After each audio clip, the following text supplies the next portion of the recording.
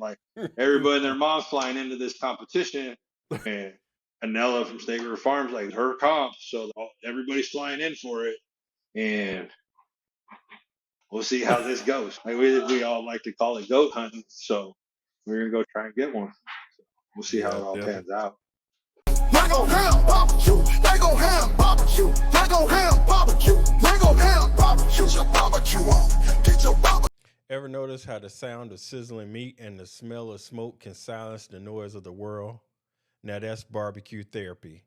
If the fire moves you, like, subscribe, share, and help spread the message because growth, like good barbecue, takes time and patience. Welcome to your therapy session. Welcome back to the Barbecue Therapy Podcast. And today on Barbecue Therapy, we're joined by a rising force out of Southern California, Gabe Trevino of Smokin Volts BBQ. We're talking about how he built their identity, cooked their way to the top, stayed true to their roots, and what it takes to thrive in the fast-moving barbecue culture. Welcome to the show. I got one rule: make yourself at home, speak freely, have zero sponsors. You want to vent? Hey, have it. All right.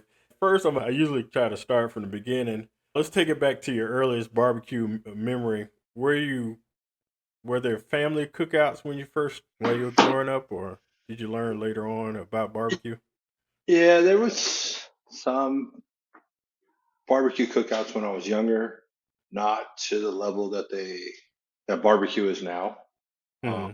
Like it was more like that Tony Roma's boil your ribs and then crisp them up on a barbecue with a little char, stuff like that. Like it wasn't what it is today.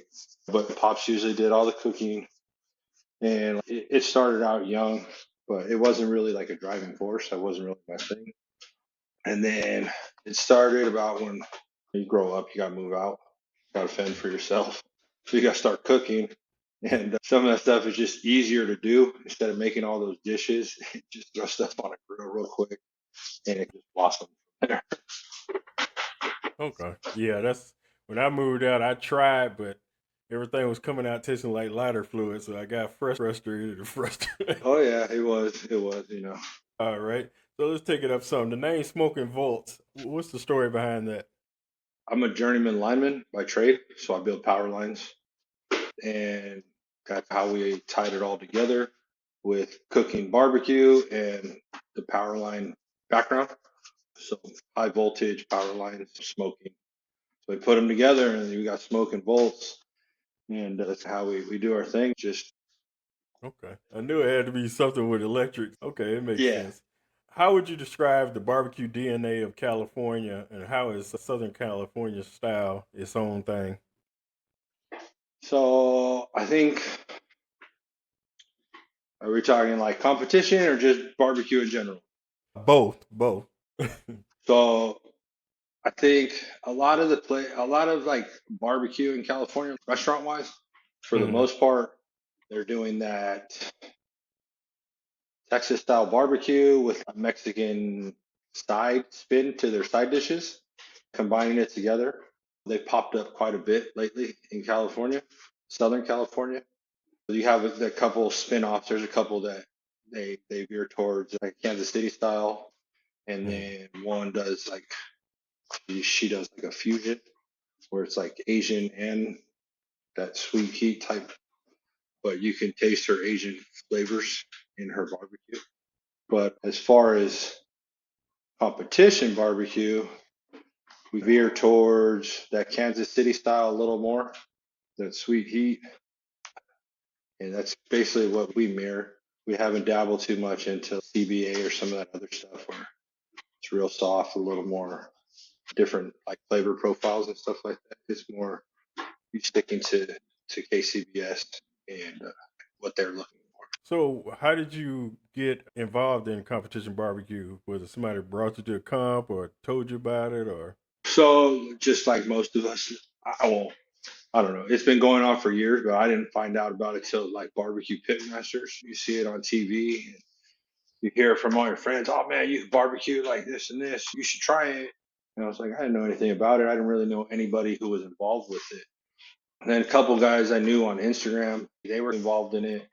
and they had invited me out. Hey, dude, if you really want to check it out, come out and see what we do at a comp and stuff like that. And I went to one.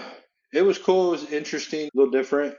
And at the time when I started, there was really no YouTube videos, no barbecue league, no like none of that stuff. You just like trial by error type of thing, Mm-hmm. and no backyard competitions in California.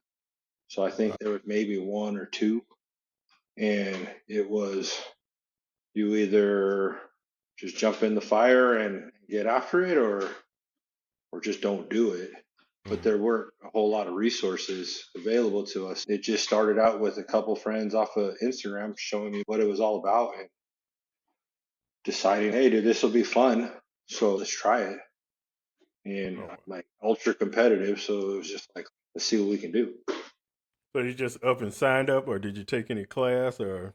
So I signed up to do like a backyard class, Mm-hmm. or not a backyard class. I signed up to do a backyard comp, and it was just I jumped in like feet first. So I went out and spent a ridiculous amount of money on a brand new Yoder and all this stuff. Just it was like, let's go.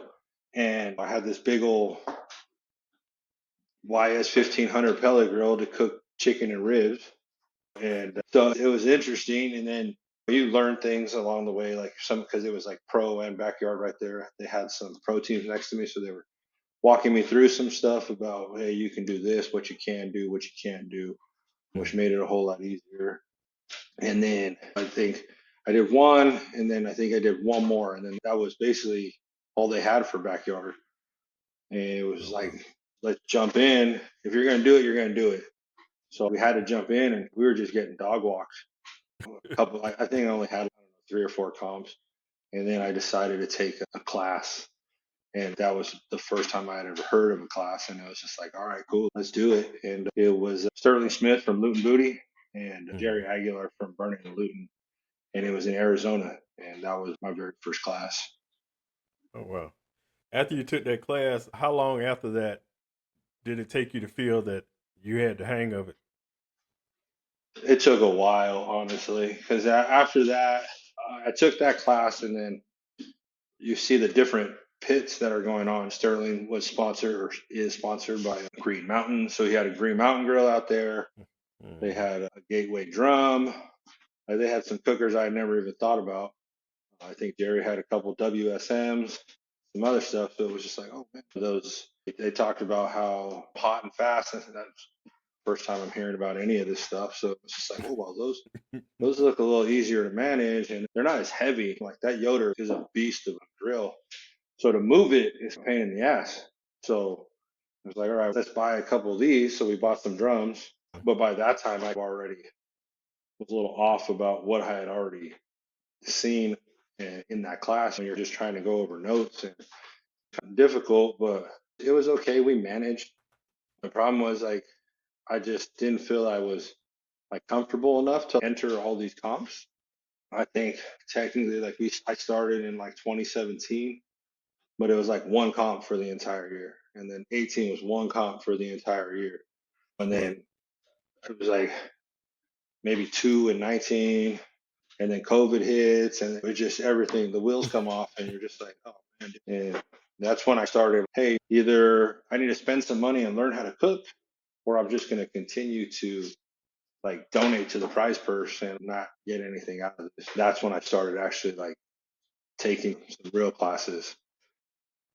And from that point on, it started taking off a little better. I had a little better understanding, especially after I took the hot and fast class at Gateway, because like they show you exactly how to use their cookers, and it's completely different than anything you've ever heard about barbecue. If you're looking, you ain't cooking, and you're this, you're that. No, that goes out the window, man. You're touching, you're doing something, you're spinning, you're flipping. Like it's your barbecue is interactive at that point, and that's when it started making a swing. So fresh out of COVID is when everything sort of started like clicking a little bit. I wouldn't say like it was there like it is now, but I started getting a little more comfortable actually like entering competition.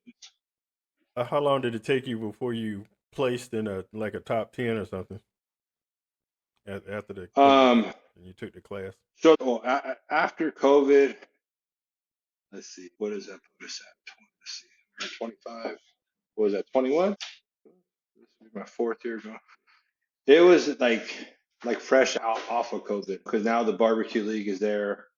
You had all these resources. I'd taken the hot and fast class. I'd taken some of these other classes, and like I was getting. We did. I did a comp in Cal. I did one in Boulder City at the beginning of that, January 21, whatever it was, and then or 22, one of the two. And then I did a comp in March, and that's when I got my first GC in March.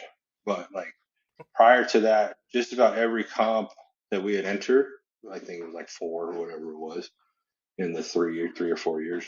Like I had always gotten a call in brisket. I couldn't cook anything else, but for some reason, like I was able to get a call in brisket. And then COVID hit and everything stopped, and we're just like, man, I guess we'll just practice and take classes and do whatever we can to try and get better. So hopefully, once it all ends, we can be ready to roll. But yeah, after COVID ended, it was probably it was like 3 months before I got that first GC, and then the wheels just came off. Man, like it was we're running at that point. So yeah, that's when I discovered, I really got into it because I went to somebody's house and I saw the pellet grill that had the gas and the pellets, and I've never seen. Growing up, we didn't have money like that, so we had all I seen was the little kettle grills. And when I Yeah, saw this exactly. pellet grill, I'm looking like, what is this? So since they were giving a stimulus check, I was still working at the point, so I was like, I didn't have nothing to do with it, so I went and bought me a pellet grill, and it made the learning curve easier. Like I told them, it allowed me to focus on the meat and not having to worry about the grill, and then come back Exactly. and start learning about the different grills. So it helped out a lot. They can say what they want about the billet grills, but it helps a lot because it allows you to focus on the meat, because since it's like an oven, it's really hard to mess Exactly. up. Oh, it is. They make it very easy with that pellet. People Yeah, ask all the time, like, "Hey, what do you think is a good starter grill?" Like, bro, go get you like a Green Mountain or a Pit Boss or whatever's in your price range. They got a pellet grill for it. Like, you ain't got to spend $5 grand on a Yoder or $5 grand on the Timberline XL Traeger or this and that. Like, they got cheaper ones that you can start on that'll get you going, and then from there you just start building. exactly. And once you get better, you can start practicing on something else and work your way up from there. But that's how I did. I mean, that I still got it in the other room, but I bought it during COVID and just started playing around. That's when I started going on YouTube trying to find whatever I can but I didn't know where to look and stuff like that because I didn't know nothing about it. But I did find one recipe, but the 3-2-1 stuff, but that's ruined a lot of people. But definitely classes definitely cut the learning curve. So I definitely recommend everybody do that. You Oh, seem like you cook all over the place. Do you know how many states have you cooked in? I'm gonna say 10, I think. Okay. And That's I been as heard of on recent. oh That's been wow. recent, man. You know what I mean? Like, it just happened that way. Like I fell into like hooking up with some good guys. Like I took Chris Schaefer's class from Heavy Smoke. Obviously, we're sure. It was one of those things like, hey, dude, like you're on the West Coast. I want to cook the West Coast. I'm like, come on out, dude. I got resources. I got drums. I got access to all this stuff. You know what I mean? You find out that there's not a lot of guys that want to travel to learn how to cook like that. So like I was the only guy from California in a lot of these classes. So like you meet a lot of those people, make a lot of friendships, relationships, and it's like, hey bud, come on out. And I was like, cool. And then Exactly. if you come out here, I got you over here. You know what I mean? So you're like, all right, cool. So that's how all that stuff happened. And then it starts, hey, we're cooking over here. Why don't you come cook this? And why don't you come cook that? You know? Mm-hmm. And that's how it all just fell into place the That's last couple of definitely years. true. Because I've taken 5 classes. I haven't started competing yet because I have a 15-month-old, so I'm giving her a chance to But get up in age before I get out there. But I don't mind I'll go to classes. I go walk around competitions just to make connections and stuff like that. So Oh yeah. I've taken 5 classes. I've taken Myron Mixon, Robbie Royal. I took Luke Darnell, Joe Pierce, and I took Chris Schaefer's class. But I don't mind. But most of the time, I'm one of the people that's traveled the farthest to get to the class. I don't mind because it's worth it, and you can pick up Oh, it something is. from each class, even if it's something simple to me. And just the connections alone is worth going out there and meeting folks. I've met so many people, and I always brag on barbecue people that they're the friendliest out there, and they'll give you the shirt off their back more than the people that you see every day. And Oh, exactly. exactly. And Chris And a Schaefer. lot of time you think like it's because there's Brad and there's all these guys are like the who's who of barbecue and like they're just Mm-hmm. not going to talk to you. And it's just, and I just walk up and talk to those guys. They're just like normal people, and they'll help you right there on the spot. Like they'll talk to you, give you pointers and stuff like that. But they're not what you think they would be, considering Yeah, who they are in barbecue. Like nothing but time to sit there and talk to you. exactly. And I read Chris, he's helpful. And it said, hey, if you're around, come to the truck, talk to me. I met Tim. I met him at Memphis in May. He asked me to Okay. come on the podcast. I'm looking at him like, you ain't gotta ask. You asking me to Yeah. come on the podcast? So, and then he allowed me to come to one of the NASCAR events, and I wanted to Okay. come and see how they operate and how they promote themselves and how professional they act. And they allowed me to come out there, and while they cooked sausage and steak and gave it away to the crowd, I helped out, passed little sample bottles out. I was out there from 11:30 to 6:30. But I wanted, people might think I'm crazy, but I wanted to see how he operates. And he's so down to earth. People wouldn't believe how down to earth he is, and friendly and welcoming, and met all his Oh yeah. family and stuff like that. And hey, you need anything, call me. He, if Memphis in May, when I met him, he took my phone and put his phone number in here. And I'm like, wow. So it's definitely true. But a lot of people might think, oh, he's big time and he ain't gonna talk to me. But they be looking forward to sharing the information that they know with other people because it promotes the sport of barbecue. So It does. Yeah, like it's Tim's my neighbor at the American Royal. I'm like right there next to him. So for the last 4 years, like we've been neighbors. He comes oh over wow. and has tacos, and it's just a good old time. So yeah, they're cool people. But yeah, you'll see me this year. I got my ticket. I'm gonna come walk around there, so I'm gonna introduce myself because I'm gonna be everywhere, introducing Yeah. myself out Oh there. yeah. The next question I have, I heard on a podcast that you had drove from. I'm in Georgia, but you drove from California to Georgia to pick up a trailer. Yeah. Yeah. So I had a trailer built in Georgia by Summit Oh, Cargo Trailers. They're in Tifton. And yeah. so like the girl I was dealing with, Brandy, super cool girl. She takes care of you. She had given me a date and it was just like, all right, cool, whatever. Take your time. It doesn't matter to me. Like I got time in between these comps. I'm in no hurry. I had a little toy hauler that I had been using up until that point. And it was like, it was fine. I just needed something a little more conducive to strictly barbecue. Mm-hmm. And she gave me an estimated window and I was like, all right, cool, whatever. It is what it is. And then it just kept stretching and stretching. And I was like, well, shoot, it started getting closer to Puzacu. So I'm like, okay, let me see how close this time frame is going to work. And I sent her an email, sent her a text message like, hey, this is what we got going on. What's the timeline looking like? Because if I'm going to be out there at that time, I might as well cook the competition. Because if it was done earlier, I was just going to send my pops and my uncle to go pick the trailer up and bring it home. Mm-hmm. Well, it started getting closer to that comp, and I was like, someone's getting bumped, or you can just tag along. So we're going to go cook that comp because there was whisperings that Puzacu was going to be its last year. I'm like, okay. So I'm like, all right. And then she said, yeah, it's going to be done. It was like the Friday before Puzacu. And I'm like, all right, cool. I'm going to leave on this day. I'll be there on Thursday. I'll pick the trailer up, and then we're going to go cook that comp and take off.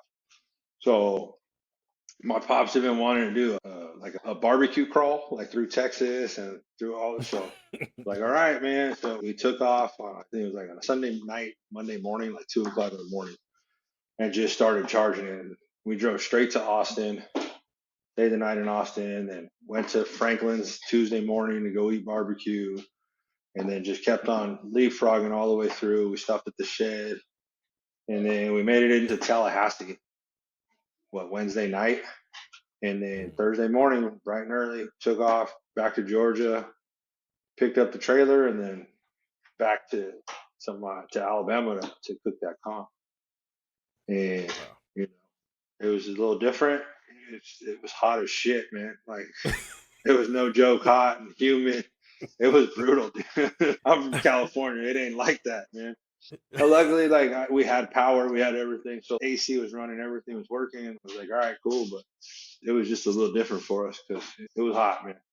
And then my dad's not used to being like in that spot with me. It's usually cool enough where he just lounges outside the trailer until it's time to run boxes. And I turn around, hey, go.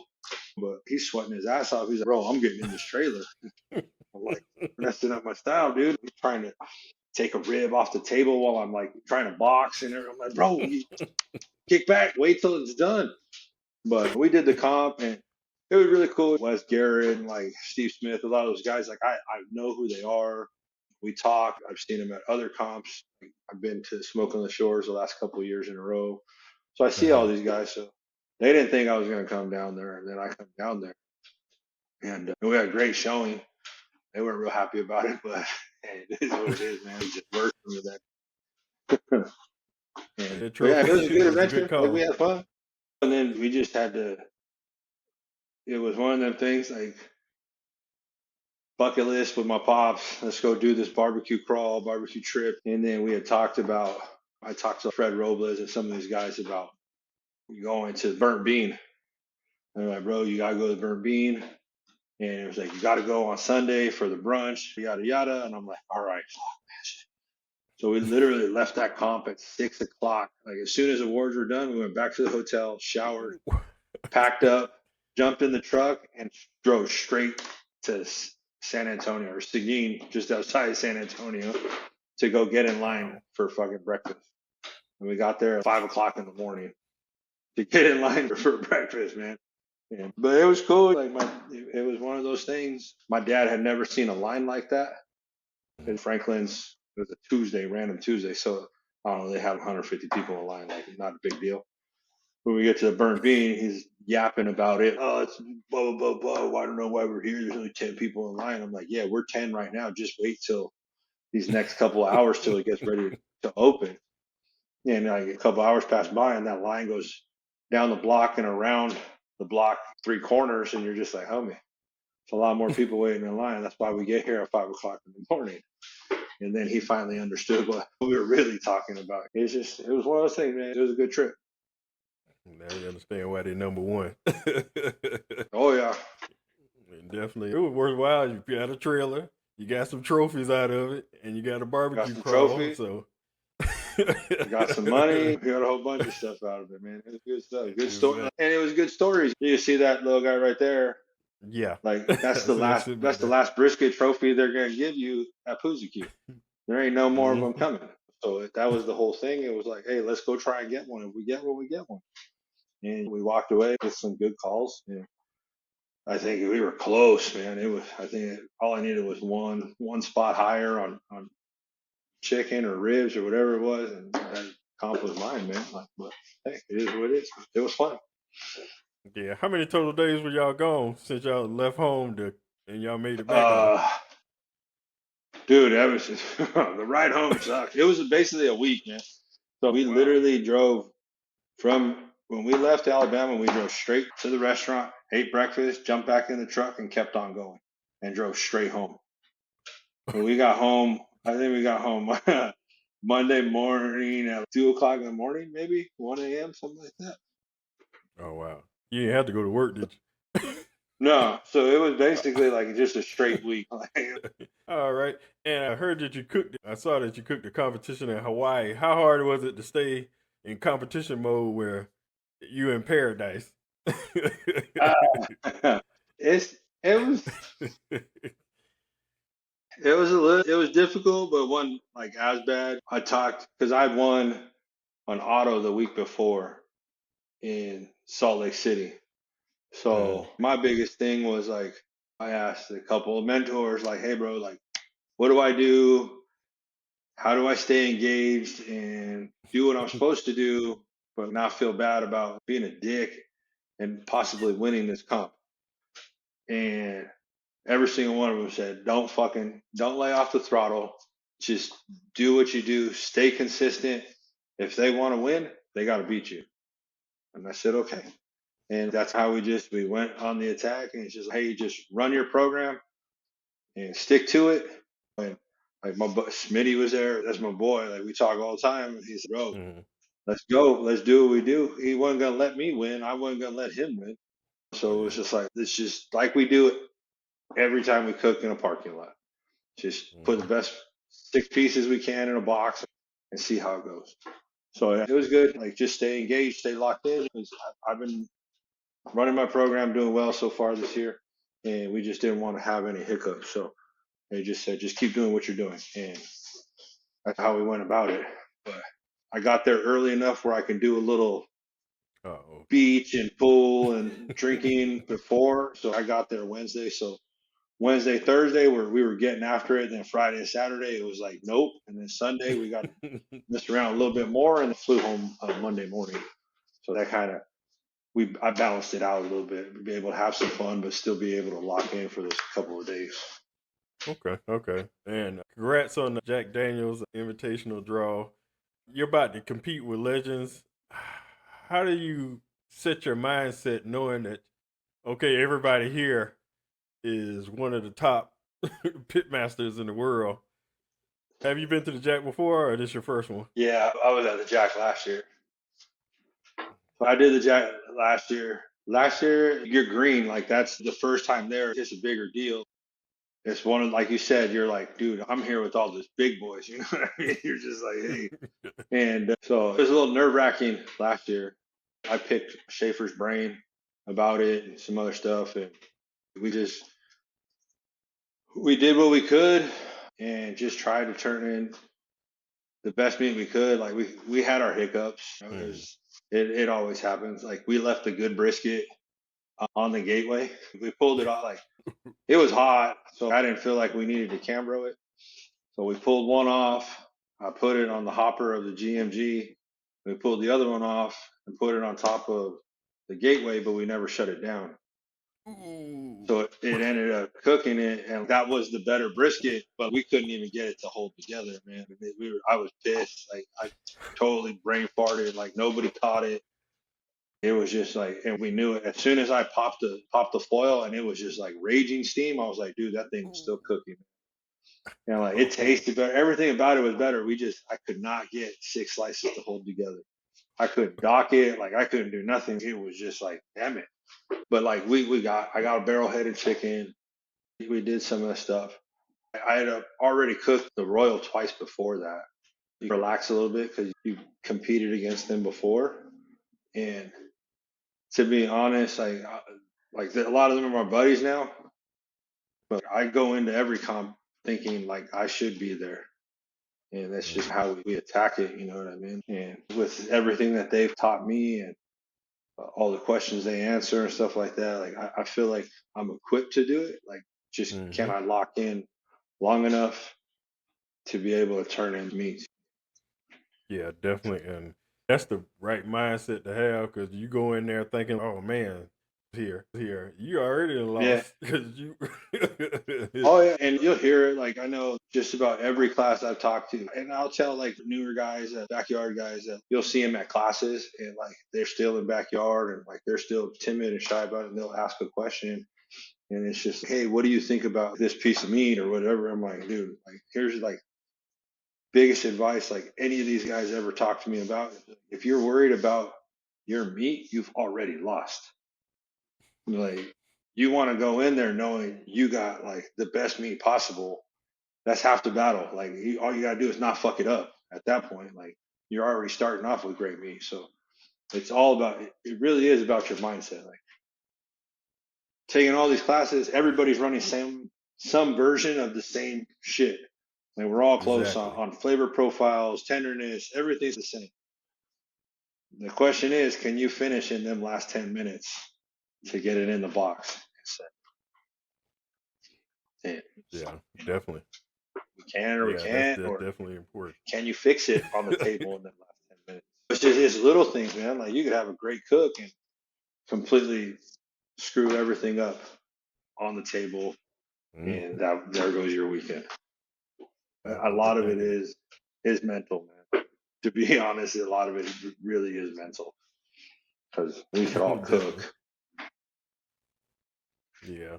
Everyone has a bad cook every now and then. How do you mentally reset so you're not carrying that loss to the next weekend or the next day? Or So like we've had, let's see. So as of late, there was a couple doubles we've had, and like we had one in Oregon, and then I had one last weekend.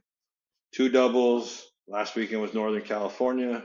It just so happens both of these doubles, Brad was there getting basted last weekend. He was there in Oregon along with Bill Purvis and Fred Robles. You know, we cook, we do what we do, we cook right, we do everything we think we're supposed to do on Saturday. Like this is both comps. Everything right on Saturday. We got our teeth kicked in. You know what I mean? Nothing, they didn't like anything we put on the table. And now you're all pissed off and you're in your head like, which way do I need to go? This is bullshit. I nailed my meats. Why? I'm like, you're all over the place. But you got the big boys there, and they're like, bro, just don't even worry about it. It is what it is. Like that day's done. You can't get it back. Let's worry about what we got to do tomorrow. Then we start, everybody's talking, bullshitting. What do we do? Do we tighten it up? Do we do this? What do we need? How do we fix it? What do we adjust? And then you start going through it in your head and figuring out, okay, did they give you a comment card? What did it say? And like in our head, it's like, okay, I nailed my tenderness, but you said it was mushy. Like, okay, that tells me I got to tighten up a little bit. So you make your adjustments and go. It's one of those things where it's easier to do it in a double because you get to cook right away and fix it. If you don't, like, it's a long week or 2 weeks or 3 weeks, whatever is the difference in between your comp, because you're chasing your head trying to figure out what exactly you did wrong. But it makes it easier if you got that double because you can fix it right away. And if it worked and you did what you were supposed to, if it didn't, then you shit the bed. You just let it go. There's no point letting it linger. Yeah, definitely. I saw you posted last week about pictures of the brisket, but them briskets came through though. You gotta. That was me just talking shit, dude. I'm not gonna lie. Like it's a running joke at this point. Because you gotta remember, like I've taken Jordan's class, I've taken Chris Schaefer's class. Smitty won't teach a class on the West Coast anymore because all the big West Coast teams are like his alumni, so he won't teach us any more shit. Because Brad and Tim's class, like I've taken Fred and Bill's class, like I've taken like the who's classes. Wow. So like I have a lot. It just so happens this year, all the briskets I bought have been straight hammers, and they just love giving it to me about these briskets. Like, how the fuck are you getting these and we're getting this? So like, I'll post a picture like, oh, I got cooked a shitty one, and they're like, man, fuck you, this ain't no shitty brisket. Like, why? Sunday, Brad's like, why are you wasting that one here? And he's like, oh, that's right, because you got better ones in the freezer. I'm like, yeah, but so my briskets have just been nice this year, man. They are just like, they're thick, they're well marbled. Everything about them has just been like solid. And I'm like, who knows? I just ordered some more because I'm gonna add a couple of comps in between the Jack and the Royal. They may not be. I don't know what they're gonna look like. It's the luck of the order, and we'll see how they turn out. But you get yours from Chris Webb, don't you? I did Chris Webb too. I took Chris's class. I put in work. I spent a lot of money learning how to cook. Like I'm not gonna lie. And even in like time. And then I think what the turning point for me was the beginning of the year. Last year at the Royal, me and Schaefer were talking, and he's like, hey, Brad kind of wants to point chase next year. He wants to come out early and cook California. Can you set him up with some drums and get him sitting? I'm like, yeah, I can do that. And like, I'm thinking we're gonna like just cook side by side and this and that. And then it turned to, hey, dude, you think Brad would care if I didn't cook? And I was just like, pit bitch, and just watch and ask questions. And he's, no, I'm sure he would prefer that. And so I got to cook a double with Brad and basically just watch him do what he did. You know what I Wow. mean? Like, you don't even know what that class would be worth. And like, I got to do it. And Exactly. you watch the way like that dude finishes and how he makes adjustments on the table and where tenderness is and stuff. Like that was, I think, the turning point because it showed me that, hey, dude, you weren't pushing your meat far enough. And like it's a tenderness game at that point. Like we said earlier, everybody's close on their profile, so it all is. But did you cook it right? Because if you didn't cook it, it ain't gonna taste right either. So Exactly. that right there, that's where everything shifted. And I realized like, hey, dude, like you can push it way farther than you have been. You know, that's when everything started like clicking and taking off and taking over. And then I got a couple of things from Jordan for my brisket. And that's what I've been doing. And that's been working. And so it's little things. And that's one of the things you learn. And that all those guys will tell you is don't come to a class looking for a recipe. You know, if that's all you're here Mm-hmm. for is like a recipe, like I can just give you the recipe and you can just walk out the door. Like you need Exactly. to be here and learn exactly what we're doing and why we're doing it at specific times because that changes and alters your entire cook. So you know, Exactly. this year it That's all what. clicked. Yeah. That's why I'm big on. I'd rather than when I come to a class, I want some paperwork so I don't have to write nothing. I want to be able to focus Yeah, the whole time because you writing, you missing stuff in between that it might be hmm vital to the cook. And a lot of people complain if they want to, if somebody gonna get your recipe, they're gonna give it out regardless if you give them a yeah, paper or not. But my thing is, give us a paper so we can focus on what you're doing. I want to be, because me and during the class, I'm right beside whoever class I'm going to. I'm standing right beside the whole time. I'm standing beside them watching off to the yeah, side so I can see what's going on and what they doing or a comment they might make about the meat or like Chris Schaefer, he made a big deal about sharp knives and that stuck in my head. Sharp knives, sharp knives, sharp knives. That little tip there might be the difference between anything. So oh yeah, it, but you got an opportunity there to sit there and watch. Some people are good, but some people are on a different level. Like him, Brad, yeah, Chris Schaefer, Tim yeah, Shear. Some of them folks like that, they got a gift. It is what it is. They got a gift, and yeah. that It's just opportunity. it's unreal watching them. It's just like, dude, wait, what? And you're just like, all right, dude, if you say so, man. So Brad started his restaurant cooking on cans.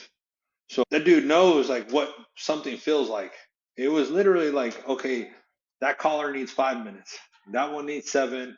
That one needs five. And like I timed it. I sat there and timed it. He's like, how much time we got left? It was like 10 seconds. Boom, 10 seconds hit. He's pulling those particular ones.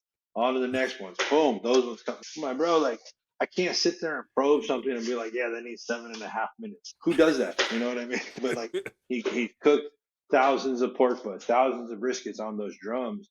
And like for us, like we're sitting there just stabbing the shit out of it and trying to figure it out. And he just, nah, we need 10, we need 12, whatever it is. And you're just like, yeah, bro, it just doesn't come that easy to some of us. So we're still learning. Like earlier today, I was looking at barbecue data.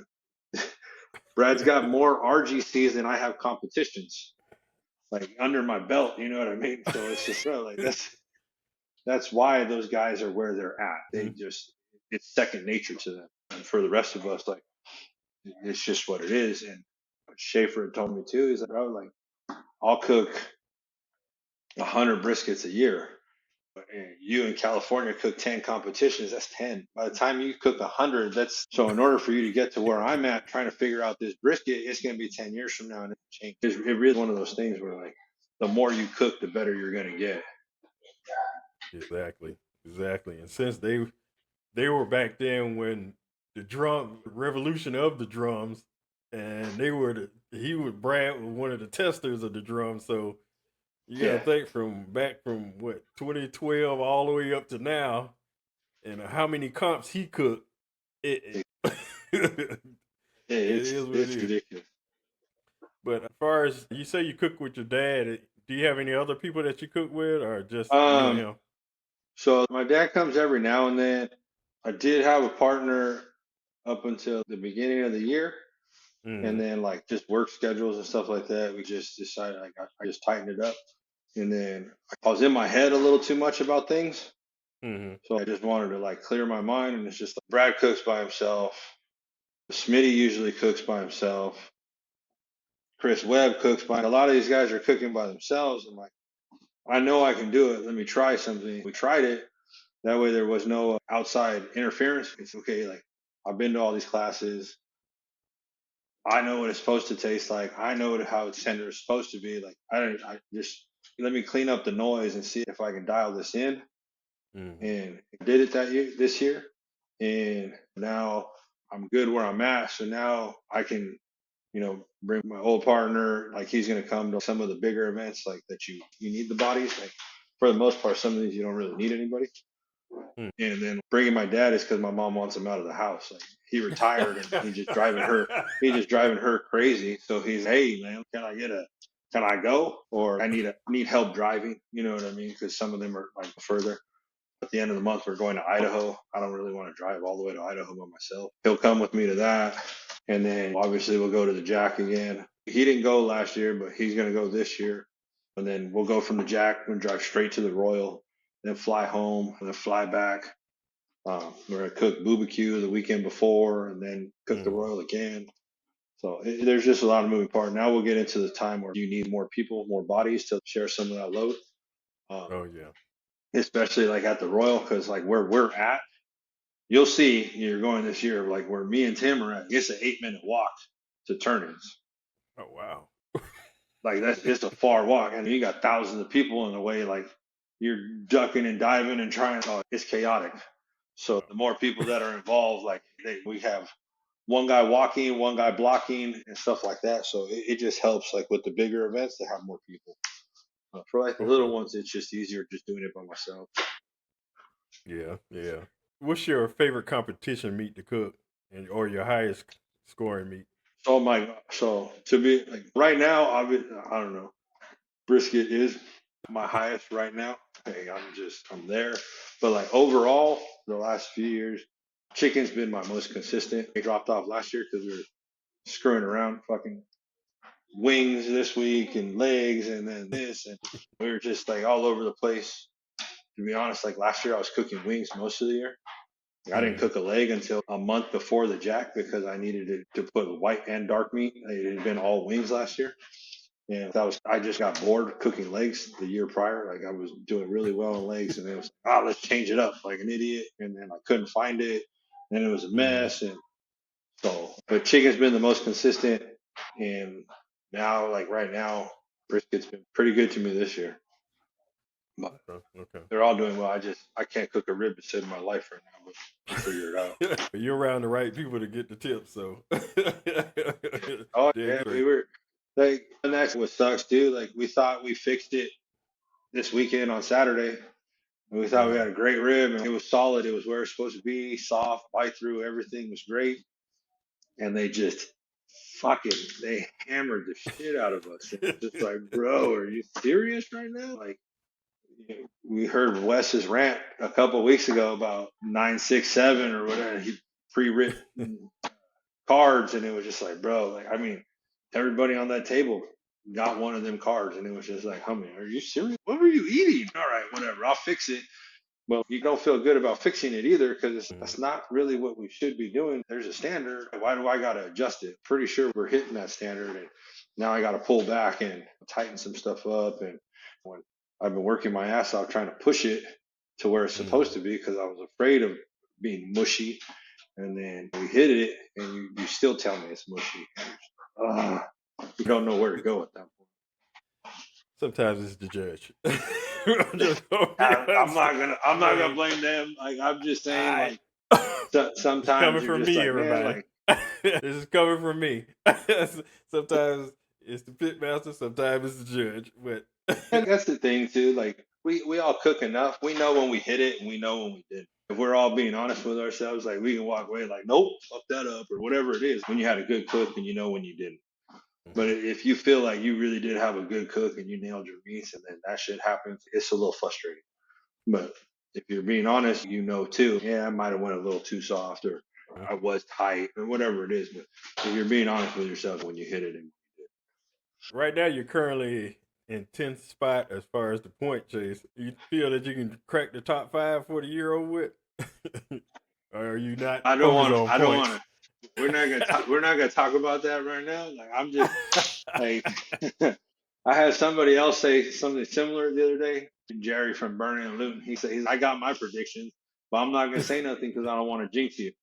And like I told him, I'm like, Jerry, dude, I'm just looking at the next comp. That's just where we're at. You know what I mean? Okay, we're gonna go to Idaho. We're gonna take, ain't no lying, we take the best meat we can and we just run our program and stick to what we're doing and turn in what we've been doing, just and see how it works. If I could cook a rib, like it will be good. If I can't, it's gonna be close. But as far as everything else, the other three meats have been carrying me to this point. I need to fix that rib a little bit, but it'll be fun. Everybody's flying into that comp. And Brad is flying in, Darren Worth is flying in, Luke is flying in, like everybody and their mom's flying into this competition. And Anella from State River Farms, like her comp. So everybody's flying in for it. And we'll see how this goes. Like we all like to call it goat hunting. So we're gonna go try and get one. We'll see how Yeah, it all definitely. pans out. Yeah, I did an interview with rooters and tutors. They were talking about we're not even trying to get points. I was like, we just happen to fall second. I was like, That's where I'm at. I think I somehow like last year I cooked 12 comps. Like that was with the exception of that first year with the first GC. Like well, that was a big year because you win that first GC. So it's let's do this a little bit. You get all happy about it. Oh yeah. But then after that kind of petered out. And then because like I'm the Brad's official like West Coast guy, it's like, hey, I'm cooking this, I'm cooking this. So I'm chasing with Brad and like guilty by association. And I'm like, bro, okay, like I'm just having a good year. I'm just able to cook the comps that he's cooking at. So it's one of those things where that's how it all happened. Just consistent cooks. They clicked all at the right time and tagging along wherever Brad goes, like it helps. I'm basically like in my head, dude, I just want to beat Brad every single time. You're not just going to come use my pits and whoop my ass. That's my buddy, but it's motivation too at the same time. Like, why wouldn't you want to cook against those guys all the time? See where you're at and measure up against yourself. have you ever looked back and took time to think about like where you started and man, I can't believe I'm sitting here with Brad or No, dude, all the Smitty time, or all the time, all the time. like, It's unreal. We talk about it all the time. Like I have some of the guys that like are from here that some of my buddies down in San Diego and they're like, oh, the most popular man in barbecue. I'm like, bro, I'm just me. I just happen to have been to these classes and like cooked next to these guys and done all the shit with them. Like we're in close proximity. I'm like now, like we all talk and you realize that like they're just normal people too. And they just really love to cook barbecue and it's like second nature to them. yeah, And I think a lot of them too, if they see you putting in that work and grinding and doing all, they like to see you get over that hump and start making those gains and getting better and stuff like that. And so when they talk about it, like, oh, hey, do you know this guy? I was like, dude, that's my boy. It's not just some random dude. Like, that's my boy. Like, Schaefer's my boy. Smitty's my boy. Like, they're my guys. Like, the same when they ask, how do you get sponsored? I was like, those are my boys. So I cook using their product regardless of them giving me anything. It was like they asked, hey, you already use it. You want to be part of the team? Yeah, hell yeah, I want to be part of the team. Like, why wouldn't I want to represent you guys? But like, you ain't going out there, hey man, can I get your stuff? I was like, I've never even seen you use my stuff. Like, the guys who are on my team, they use my stuff like religiously. So that's how I see things. Like, they're my buddies, and if they need help and I can help them, I help them. If I need help and I'm working on something and it's just not clicking for me, I can give them a call and they'll walk me through it. Like I talked to Fred Robles a couple of weeks ago about ribs because ribs has just been kicking my ass. And someone had told me about a toothpick, using a toothpick. And Mm-hmm. I didn't really get it all. I can't remember who had told me about it. And I saw Fred using a toothpick in Salt Lake City. So I'm like, hey, Fred, walk me through this toothpick thing.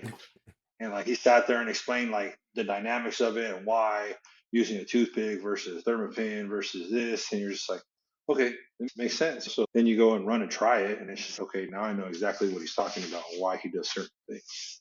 But Exactly. Okay. Let's talk about your drum designs. What's the thought behind it? I guess you got one that's look like a penny, and the yeah. other one. It took me the longest to figure out the other one. I was looking at the coils, and I'm looking like, okay, what is this? And then I seen both So coils, and then the light bulb came on, and I was like, oh, he must got something to do with electricity. yeah, so it's supposed to look like an overhead transformer. So the coils are like the bushings, and then it's just an old beat up transformer. And like I talked to them at the hot and fast class about the drum. Hey, this is what I got, this and this. So then we talked the following week, and like their custom painter was all excited about it. I sent him a couple pictures. I was just like, hey, dude, like this is what it looks like. Go ahead and have fun with it. And he was just like, oh, I got this, and just went after it. He thought it was the greatest thing ever. And then like I have the Scotch Light stickers from the house or from Mhm. work, so that's where we put on the 100 kVA because it's just a big ass transformer about the same size. Yeah. So Once that's that kind light of bulb, I was like, oh, that's cool. What's the thought behind the penny one? so the penny one was just the color we went with. I Mm-hmm. wanted like that copper, and the powder coater comes in and was like, oh, dude, I got this. It's like a dirty copper, and it's got a little black fleck in it, this and that. And I was like, oh, dude, that's sweet. So we did it, and then one of my buddies at work, he paints motorcycle gas tanks. So I'm like, bro, and he was like, I got this. So then he went Wow. over the top of it and did all the drawing and everything else. And I was like, dude, it looks like Penny. So we're just gonna name her Penny. So then he was like, okay, I'll put a penny on there. And then he's like, what date do you want? And he put the year of my birth year, so 83 on it, 1983. So he tied it all together. And then like we had the idea. Eventually, when I have time, we're gonna do the other ones, like redo them all and do a like a lowrider collection. So Oh then change wow. one to like that bright, like that green apple, like green poison, and like a fuchsia or purple and a blue one, and then have him just pinstripe them all out and get them all done up like lowriders, and then have them Ooh. all set out. We just been cooking so much, there ain't no downtime. So whenever I get to it, I get to it. All right. I got two quick questions, and then we're gonna play the game. What's the best single piece of advice you can give for someone that's cooking their first competition? So do as much prep work as you can at home. Know the rule book, obviously. You can take away what you can't add. So do as much prep as possible at home. Get yourself a timeline, like Mhm. what time certain things are supposed to go on, and try and stick to it as much as possible. And what I've learned this year is like stagger some of your stuff. So that way you're Mm. not doing two things at the same time. So you're not trying to wrap ribs and pork as a little stagger. And then just breathe, man. Take your time. Like, and just run what you've been running. All right. This is a big question here. All right. If you had to create an all-star team to cook a competition, including you got to pick three other people. What other three people will you pick, and what meat each one of y'all gonna cook? It's not a Mount Rushmore. Uh, It's each person got to specialize in their meat. okay. I'll have Smitty. He's gonna cook chicken. I'll have Schaefer cooking pork. Mm-hmm. I'll have Brad cooking ribs, And you brisket. and then I'll have Chris Webb cooking brisket. All right. You got an all-star team.